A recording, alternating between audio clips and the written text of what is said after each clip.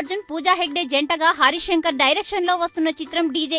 ఇప్పటికే DJ teaser మరియు పాటలు ఒకదాని తర్వాత ఒకటిగా రిలీజ్ అయి సోషల్ మీడియాలో అత్యధిక వ్యూస్ ను సాధించి అద్భుతాలు క్రియేట్ చేస్తున్నాయి. దీంతో దువ్వాడ జగన్నాథంపై భారీగా అంచనాలు పెంచుకున్నారు బన్నీ అభిమానులు. వారి అంచనాలకు తగ్గట్టుగానే భారీ ఎత్తున జూన్ 23న ఈ సినిమాను రిలీజ్ చేయబోతున్నారు. బన్నీ మొదటిసారిగా బ్రాహ్మణ యువకుడిగా కనిపించబోతున్నాడు. అయితే ఇందులో బన్నీ పూజారి గెటప్ లో ఎలా నటించి ఉంటాడోనని అందరూ ఆసక్తిగా ఎదురు చూస్తున్నారు. అయితే దర్శక నిర్మాతలు కూడా ఈ సినిమాపై భారీ అంచనాలే పెట్టుకున్నారు. అందుకు తగ్గట్టుగా ఈ సినిమా ప్రీ రిలీజ్ ఫంక్షన్ కి భారీగా ఏర్పాట్లు చేస్తున్నారు.